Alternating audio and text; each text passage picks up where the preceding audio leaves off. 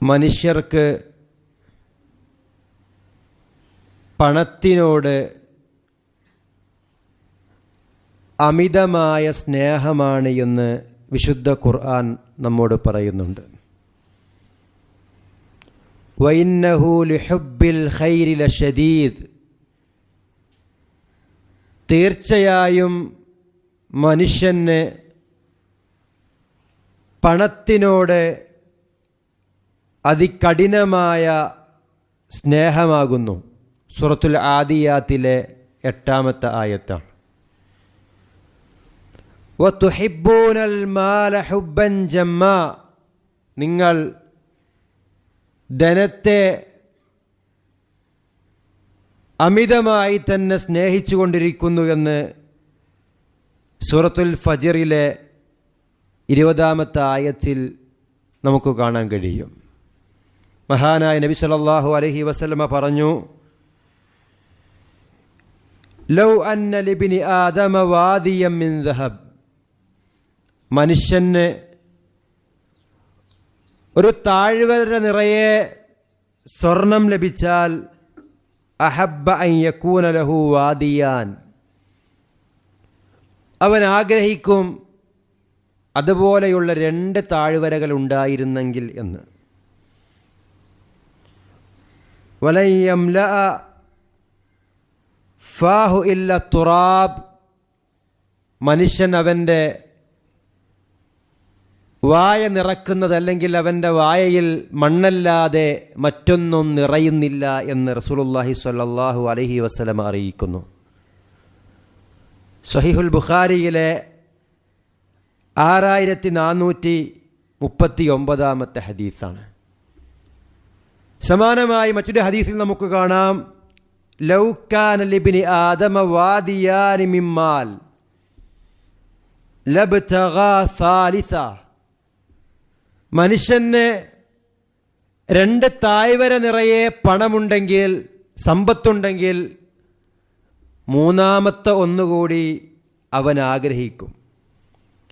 വലാ യംലഉ ജൗഫ ബിനി ആദമ ഇല്ല തുറാബ്, മനുഷ്യൻ്റെ വയറ്റിൽ മണ്ണല്ലാതെ മറ്റൊന്നും നിറയുകയില്ല.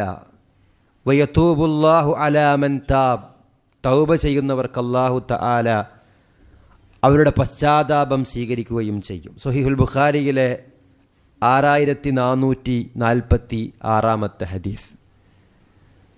ഒരു മനുഷ്യനെ സംബന്ധിച്ചിടത്തോളം ഹലാലായി എത്രയും സമ്പാദിക്കുവാൻ അല്ലാഹു തആല അനുവദിക്കുന്നുണ്ട്. ജീവിക്കുവാൻ വേണ്ടി നമുക്ക് സമ്പാദിക്കാം. സമ്പത്താണ് നമ്മുടെ ജീവിതത്തിൻ്റെ അടിസ്ഥാനപരമായിട്ടുള്ളൊരു കാര്യമെന്ന് നമുക്കറിയാം. എന്നാൽ സമ്പാദിക്കുവാൻ വേണ്ടി മാത്രം ജീവിക്കുന്ന ആളുകളുണ്ട്. എങ്ങനെ പെട്ടെന്ന് പണക്കാരനാകാമെന്ന് മാത്രം ചിന്തിക്കുന്ന ആളുകൾ. കൃത്യമായി ജോലി ചെയ്യാൻ അവർ തയ്യാറല്ല. മാന്യമായ കച്ചവടങ്ങളിൽ അവർ ഏർപ്പെടുന്നില്ല. എന്നാലും അവർക്ക് എങ്ങനെയെങ്കിലുമൊക്കെ വലിയ വലിയ സമ്പന്നത കൈവരിക്കണമെന്നാണ് അവർ ആഗ്രഹിക്കുന്നത്. ധനത്തിനോടുള്ള അമിതമായ ഈ മോഹം നിമിത്തം ഹറാമായ രൂപത്തിലുള്ള സമ്പാദ്യമാണോ തനിക്ക് വരുന്നത്, അല്ല ഹലാലായ സമ്പാദ്യമാണോ തനിക്ക് വരുന്നത് എന്നൊന്നും ചിന്തിക്കാതെ പണം എന്ന ലക്ഷ്യം മാത്രം മുമ്പിൽ കണ്ടുകൊണ്ട് ജീവിക്കുന്ന ആളുകൾ നമുക്ക് കാണാൻ കഴിയും.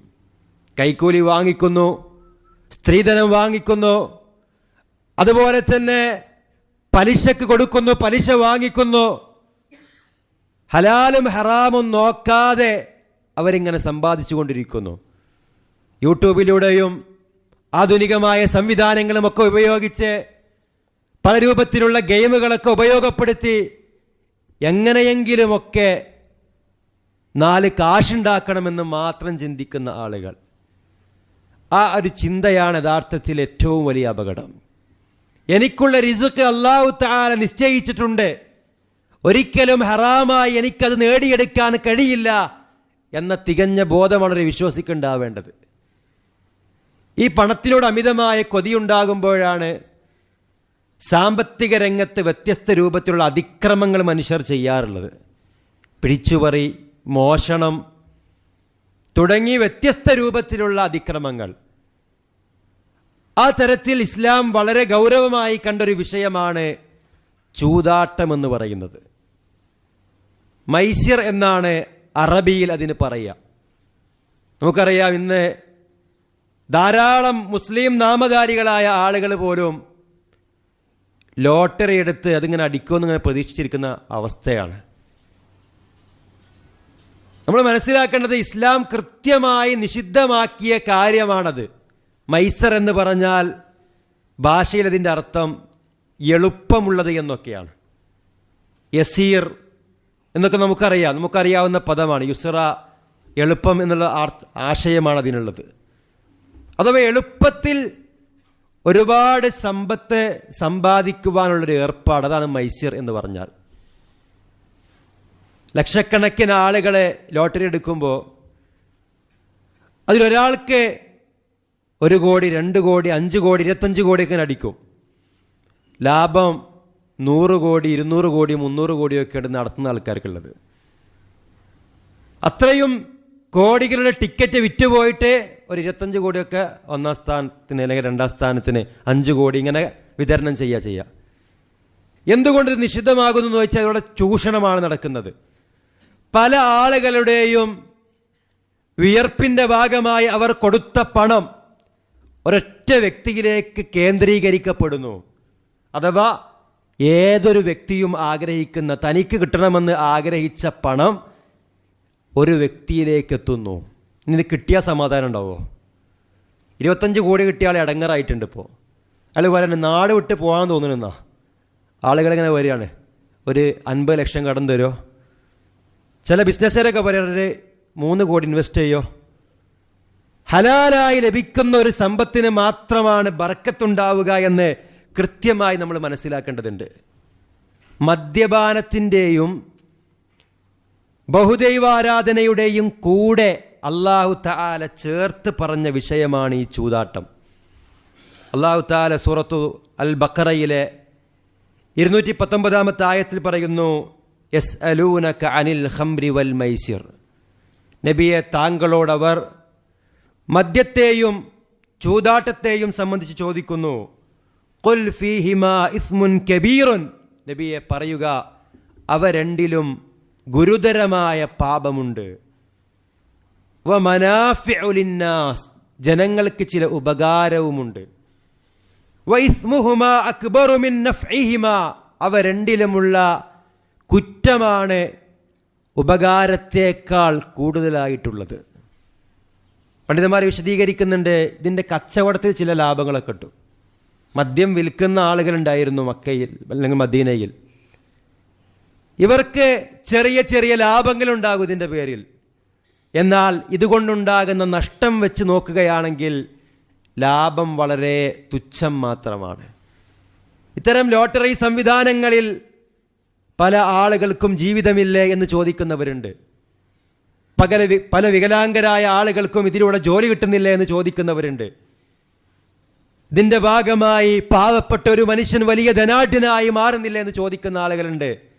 എന്നാൽ ഇതുകൊണ്ട് ഒരുപാട് ഷർറുണ്ട്. ഒരുപാട് ലക്ഷക്കണക്കിന് ആളുകളുടെ ജീവിതം ചൂഷണം ചെയ്തിട്ട് ഒരാളെ ഉഷാറാക്കിയിട്ട് കാര്യമില്ല.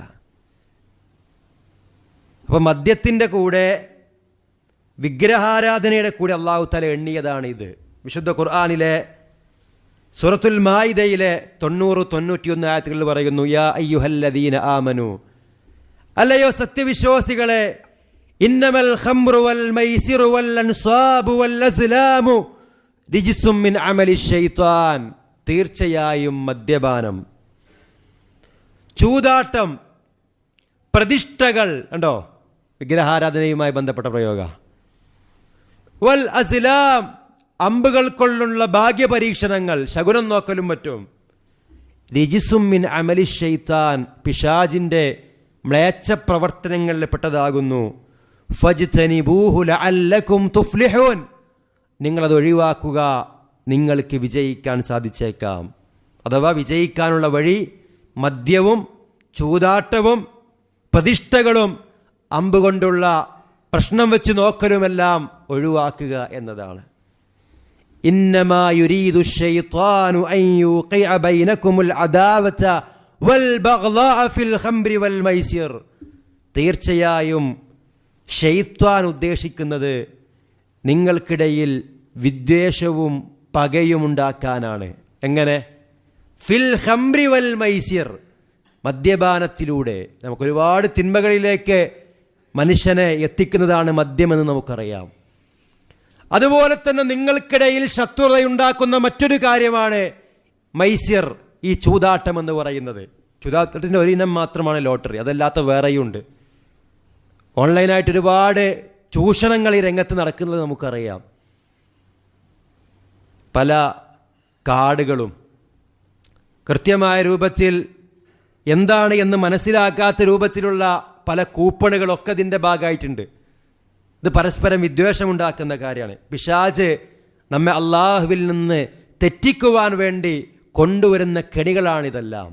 ഇന്നമാ യുരീദു ശൈത്വാനു അൻ യൂഖിഅ ബൈനകുമുൽ അദാവത വൽ ബഗ്ളാഅ ഫിൽ ഖംറി വൽ മൈസിരി വയസുദ്ദുക്കും അൻ ദിക്രില്ലാഹ്.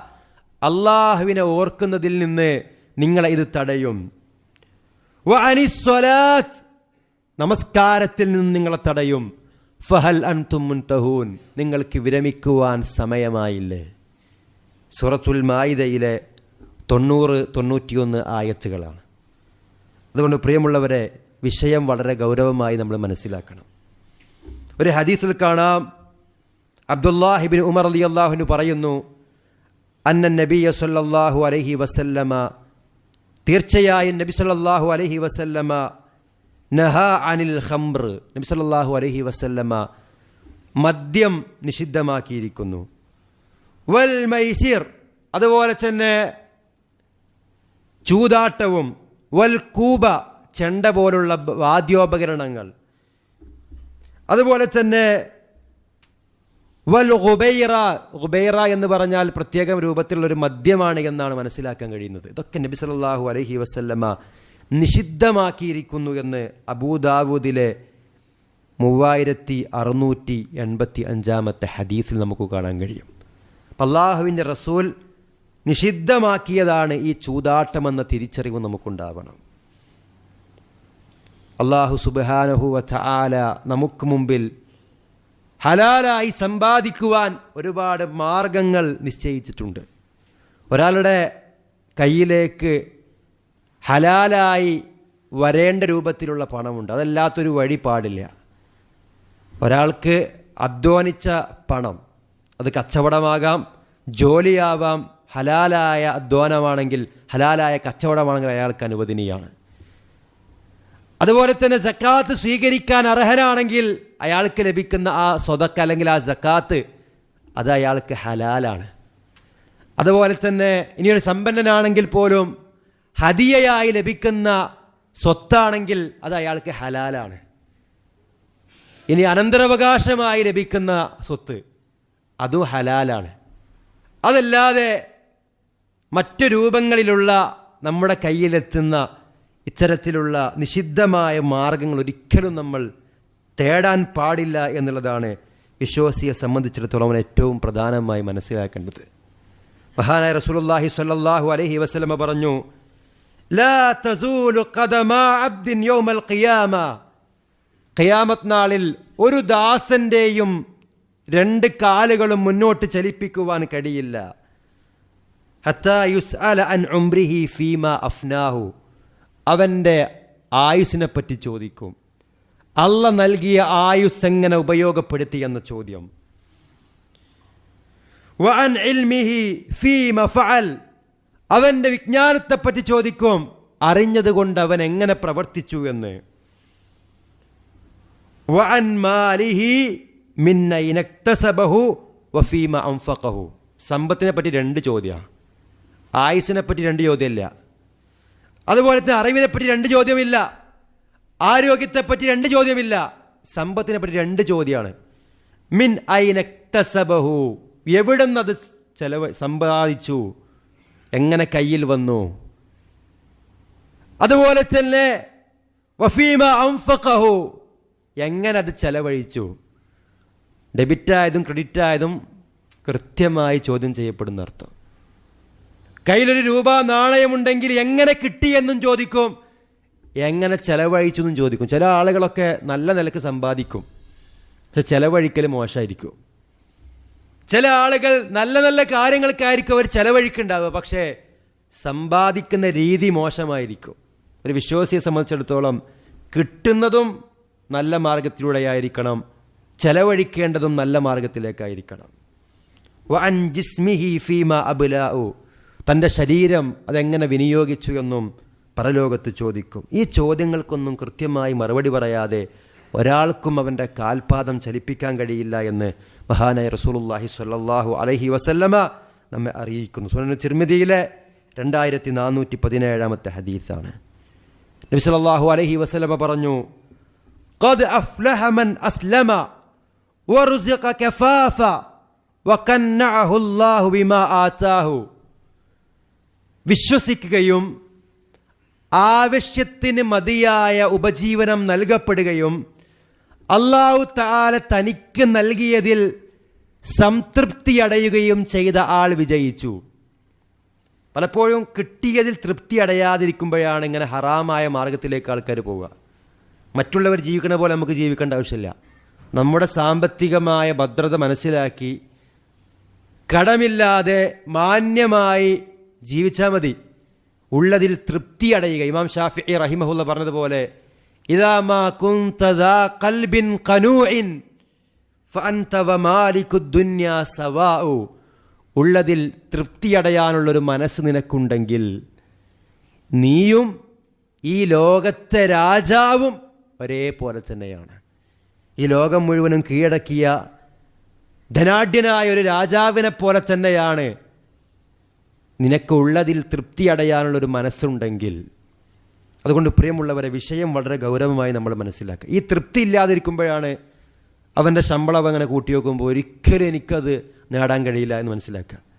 കച്ചവടത്തിൽ ലാഭം വെച്ച് നോക്കുമ്പോൾ ഒരിക്കലും എനിക്ക് അത്രയും സമ്പത്ത് സമ്പാദിക്കാൻ കഴിയില്ലെന്ന് മനസ്സിലാക്കുമ്പോഴാണ് പിന്നീട് ലോൺ എടുക്കുക. അതുപോലെ തന്നെ ഇത്തരത്തിലുള്ള ലോട്ടറി ടിക്കറ്റുകളിലൊക്കെ അവലംബിക്കുന്നത് കുറച്ച് അധ്വാനിച്ചുകൊണ്ട് അല്ലെങ്കിൽ തീരെ അധ്വാനിക്കാതെ വലിയ സമ്പത്ത് കരസ്ഥമാക്കാമെന്ന ലക്ഷ്യത്തിൻ്റെ ഭാഗമായിട്ട്. അതുകൊണ്ട് അള്ളാഹുവിനെ ഭയപ്പെടുക, അതിൻ്റെ വിഷയത്തിൽ, സമ്പത്തിൻ്റെ വിഷയത്തിൽ കൃത്യമായി ചോദ്യമുണ്ടെന്ന് മനസ്സിലാക്കുക. അള്ളാഹു തആല നമ്മെ അനുഗ്രഹിക്കുമാറാവട്ടെ. ഒരു വിശ്വാസിയെ സംബന്ധിച്ചിടത്തോളം അവൻ എപ്പോഴും ആഗ്രഹിക്കേണ്ടത് മറ്റൊരാൾ എന്നെ സഹായിക്കണം എന്നല്ല, മറ്റൊരു മനുഷ്യൻ്റെ പണം കൊണ്ട് ഞാൻ സുഖമായി ജീവിക്കണമെന്നല്ല, സ്വന്തമായി അധ്വാനിച്ച് ജീവിക്കണമെന്നാണ്. ഈ അധ്വാനിക്കാൻ തയ്യാറാകാത്ത ആളുകളാണ് യഥാർത്ഥത്തിൽ ഇത്തരം കെണികളിൽ കൂടുതൽ അകപ്പെടുന്നത്. നബി സല്ലല്ലാഹു അലൈഹി വസല്ലമ പറഞ്ഞു, മാ അക്കല അഹദുൻ തആമൻ ഖത്തു ഖൈറൻ മിൻ അൻ യഅകുല മിൻ അമലി യദിഹി.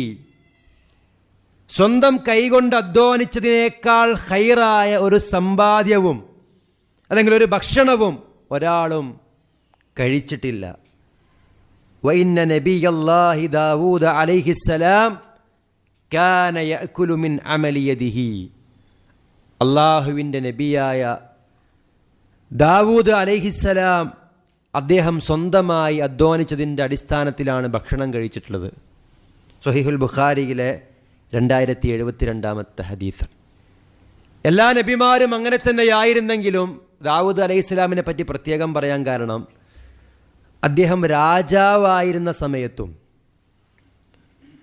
ഇരുമ്പ് കൊണ്ടും മറ്റും പടയങ്കിയൊക്കെ ഉണ്ടാക്കി കൊല്ലപ്പണി ചെയ്തുകൊണ്ട് എന്ന് നമുക്ക് വേണം പറയാം, മനസ്സിലാവാൻ വേണ്ടി പറയാം. ഇരുമ്പൊക്കെ ഉരുക്കി പടയങ്കിയും മറ്റുമൊക്കെ ഉണ്ടാക്കി അത് വിറ്റ് അങ്ങനെ അധ്വാനിച്ച് പണം സമ്പാദിച്ചുകൊണ്ടാണ് അള്ളാഹുവിൻ്റെ നബിയായ ദാവൂദ് അലൈഹിസ്സലാം ഭക്ഷണം കഴിച്ചിരുന്നത് എന്ന് ഹദീസുകൾ നമ്മെ അറിയിക്കുന്നുണ്ട്.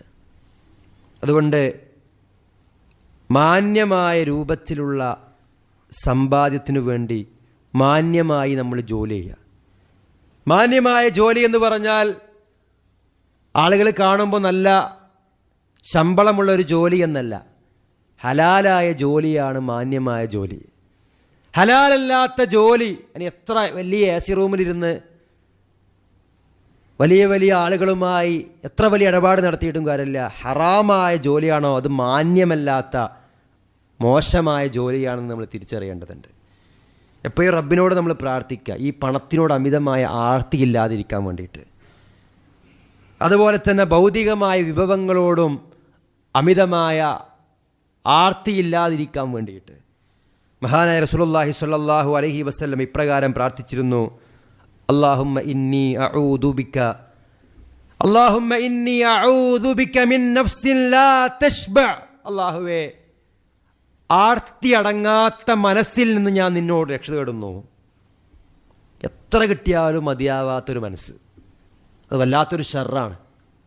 അവർക്ക് എത്ര വലിയ പണം ഉണ്ടെങ്കിലും അവരുടെ മനസ്സിന് ദാരിദ്ര്യമായിരിക്കും ഉണ്ടാവുക. അള്ളാഹു നമ്മെ കാത്തു രക്ഷിക്കട്ടെ. ഭയഭക്തിയില്ലാത്തൊരു ഹൃദയത്തിൽ നിന്ന് എത്ര ക്ലാസ് കേട്ടാലും, എത്ര ഉത്ബോധനങ്ങൾ കേട്ടാലും, കുടുംബത്തിൽ എത്ര ആളുകൾ മരണപ്പെട്ടാലും, മയ്യത്ത് നമസ്കാരത്തിലും മറവ് ചെയ്യുന്നിടത്തൊക്കെ പങ്കെടുത്ത് തിരിച്ചു പോന്നാലും, ഞാനും ഇങ്ങനെയൊക്കെ മരിച്ചു പോകേണ്ടവനാണല്ലോ, അള്ളാഹുവിൻ്റെ കോടതിയിൽ ഞാൻ എത്തേണ്ടവനാണല്ലോ, നാളെ പരലോകത്ത് സ്വർഗവും നരകവും വരാനുണ്ടല്ലോ എന്നൊന്നും ചിന്തയില്ലാതെ ഭയഭക്തിയില്ലാതെ ജീവിക്കുന്നൊരവസ്ഥ അള്ളാഹു നമ്മെ കാത്തുരക്ഷിക്കട്ടെ. അതിൽ നിന്ന് നബി സല്ലല്ലാഹു അലൈഹി വസല്ലം രക്ഷ തേടിയിട്ടുണ്ട്. ഉപകരിക്കാത്ത അറിവ്, കുറേ അറിവ് കരസ്ഥമാക്കുക എന്നുള്ളതല്ല, മറിച്ച് പഠിച്ച അറിവിനനുസരിച്ച് പ്രവർത്തിക്കുക എന്നുള്ളതാണ് ഏറ്റവും പ്രധാനം. എത്ര പേജ് നമ്മൾ വായിച്ചു എന്നതല്ല, ആ വായിച്ചതിലും പഠിച്ചതിൽ നിന്നും നമ്മൾ എത്ര പ്രാവർത്തികമാക്കുന്നുണ്ട് എന്നതാണ് ഏറ്റവും പ്രധാനമായി നമ്മൾ മനസ്സിലാക്കേണ്ടത്. അതുള്ള പരലോകത്ത് ഇൽമിനെ പറ്റി ചോദിക്കുമ്പോൾ ആ ഇൽമു കൊണ്ട് എന്ത് പ്രവർത്തിച്ചു എന്നാണ് ചോദിക്കുക. നാലാമത് നബി സല്ലല്ലാഹു അലൈഹി വസല്ലം പറഞ്ഞു: വദഅവത്തിൻ ലാ യുസ്തജാബു ലഹാ. ഉത്തരം ലഭിക്കപ്പെടാത്ത പ്രാർത്ഥനയിൽ നിന്നും ഞാൻ നിന്നോട് രക്ഷ തേടുന്നു എന്നാണ്. സുനൻ നസായിയിലെ 7818 ഹദീസ്. നമ്മൾ അള്ളാഹുവിനോട് പ്രാർത്ഥിക്കുന്ന പ്രാർത്ഥനകൾ അത് സ്വീകരിക്കപ്പെട്ടില്ലെങ്കിൽ എന്താ നമ്മുടെ അവസ്ഥ? നമ്മുടെ ഇബാദത്തുകൾക്കൊക്കെ ഉള്ളിലൊരു പ്രാർത്ഥനയുണ്ട്. നമസ്കാരത്തിലും മറ്റ് ഇബാദത്തുകളിലൊക്കെ ഒരു പ്രാർത്ഥന ഉണ്ട്. ഏറ്റവും പ്രധാനമായി റബ്ബേ ഇത് സ്വീകരിക്കണേ എന്ന പ്രാർത്ഥന അതുണ്ടായിക്കൊണ്ട് നിസ്കരിക്കുമ്പോഴാണ് ആ നിസ്കാരം സ്വീകരിക്കപ്പെടുക. അപ്പോൾ സ്വീകരിക്കപ്പെടാൻ ദുആ എന്ന് പറയുമ്പോൾ സ്വാഭാവികമായിട്ട് ഇത് മനസ്സിലാക്കാം, അള്ളാഹുവിനോട് നമ്മൾ നടത്തുന്ന തേട്ടങ്ങൾ മാത്രമല്ല, നമ്മുടെ ഇബാദത്തുകൾ അത് സ്വീകരിക്കപ്പെടാത്തൊരവസ്ഥയിൽ നിന്നും നമ്മൾ റബ്ബിനോട് രക്ഷ തേടണം. അല്ലാഹുമ്മ ഇന്നി അഊദു ബിക മിൻ നഫ്സിൻ ലാ തശ്ബ. അല്ലാഹുവേ, ആർത്തിയടങ്ങാത്ത മനസ്സിൽ നിന്നും, വഖൽബിൻ ലാ യഖ്ശ, ഭയഭക്തിയില്ലാത്ത ഹൃദയത്തിൽ നിന്നും, വഇൽമിൻ ലാ യൻഫ, ഉപകരിക്കാത്ത വിജ്ഞാനത്തിൽ നിന്നും, വദഅവത്തിൻ ലാ യുസ്തജാബു ലഹാ, ഉത്തരം ലഭിക്കപ്പെടാത്ത ദുആയിൽ നിന്നും ഞാൻ നിന്നോട് രക്ഷ തേടുന്നു എന്നാണ്. അള്ളാഹുവിനോട് നമ്മൾ കൃത്യമായ രൂപത്തിൽ പ്രാർത്ഥിക്കുക. നമ്മുടെ സമ്പത്തിൽ ഹറാമ് കലരാതിരിക്കാൻ, നമ്മുടെ ജീവിതത്തിൽ ഹറാമായ പ്രവർത്തനങ്ങളില്ലാതിരിക്കുവാൻ നമ്മൾ പ്രാർത്ഥിക്കുകയും പ്രവർത്തിക്കുകയും ചെയ്യുക. അല്ലാഹു തആല നമ്മെ അനുഗ്രഹിക്കുമാറാവട്ടെ.